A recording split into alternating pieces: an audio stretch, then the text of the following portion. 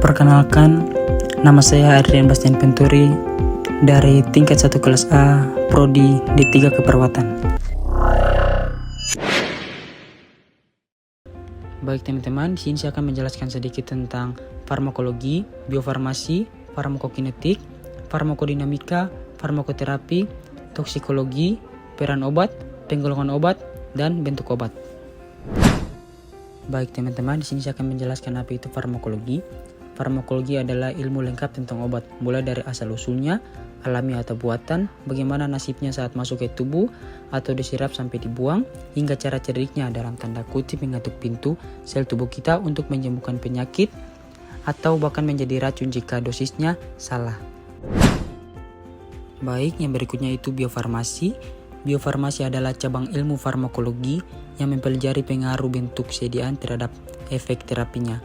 Dalam hal ini, obat dibuat menjadi bentuk sediaan tertentu dengan mempertimbangkan efek terapi yang optimal dengan rute pemberian yang cocok, stabilitas obat dalam sediaan, ketersediaan hayati, bioavailabilitas obat di dalam tubuh, serta kesetaraan terapeutik dari senyawa yang sama tetapi dalam sediaan yang berbeda. Selanjutnya, bioavailabilitas atau ketersediaan hayati adalah fraksi obat yang diberikan dan mencapai sirkulasi sistemik serta tidak mengalami perubahan bentuk kimiawi. Misalnya, tablet obat 100 mg diberikan peroral dan setelah diserap sebanyak 70 mg mencapai sirkulasi peredaran darah, maka BA-nya adalah 70%. Sedangkan injeksi obat 100 mg diberikan rute intravena, maka semua masuk ke dalam sirkulasi darah, maka BA-nya adalah 100%. Selanjutnya yaitu farmakokinetika. Farmakokinetika adalah cabang ilmu farmakologi yang mempelajari nasib atau pelajaran obat di dalam tubuh, mulai dari proses absorpsi atau penyerapan, distribusi atau penyebaran, metabolisme atau penguraian, dan eksersi yaitu pengeluaran. Proses absorpsi dipengaruhi oleh kecepatan penyerapan obat, ditentukan oleh kombinasi bentuk sediaan cair lebih cepat dari padat, dosis besar, dan ukuran molekul kecil yang memudahkan obat menembus sel.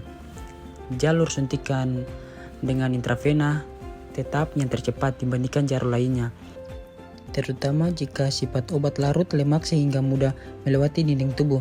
Terakhir, faktor internal seperti aliran darah yang lancar dan luas permukaan serap yang besar memastikan obat masuk ke sistem tubuh secara maksimal dan tanpa hambatan. Proses distribusi dipengaruhi oleh proses perpindahan obat dari sirkulasi ke tempat kerja obat.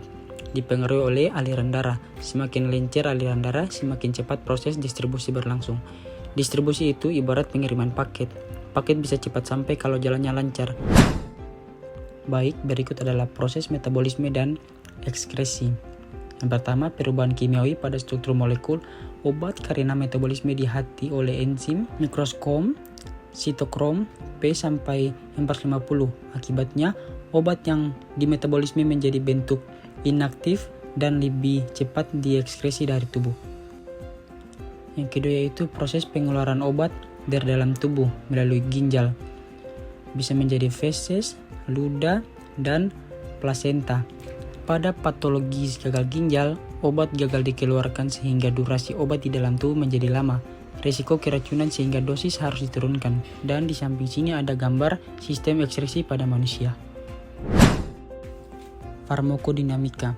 Farmakodinamika adalah cabang ilmu farmakologi yang mempelajari cara kerja obat di dalam tubuh termasuk mekanisme kerja obat dan ikatannya dengan reseptor, reaksi fisiologi, dan efek terapi yang ditimbulkan. Selanjutnya yaitu farmakoterapi dan toksikologi. Farmakoterapi adalah cabang ilmu farmakologi yang mempelajari penggunaan obat untuk mengatasi penyakit atau mengurangi gejala penyakit, misalnya penggunaan paracetamol dalam meredakan nyeri. Dan kedua yaitu toksikologi, adalah ilmu yang mempelajari tentang efek toksik yang ditimbulkan oleh obat dengan dosis tinggi terhadap tubuh. Toksikologi berhubungan erat dengan farmakodinamika karena apabila obat dengan dosis yang tinggi dapat menimbulkan efek toksis bagi tubuh kita. Selanjutnya, obat sebagai penetapan diagnosa dan diagnostik. Diagnosa adalah proses untuk mendiagnosa atau menentukan jenis penyakit dengan melakukan pemeriksaan dengan gejala yang ada. Contoh obat yang mendukung diagnostik adalah barium sulfat.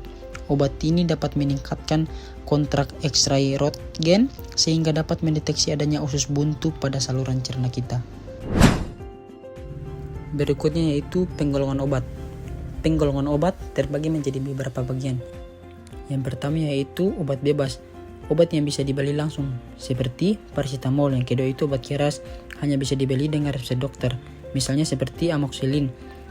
Berikutnya itu obat fitofarmaka, adalah obat herbal yang sudah diuji klinis, misalnya seperti meniran hijau. Selanjutnya itu jamu, obat tradisional dari bahan alami, misalnya jamu masuk angin.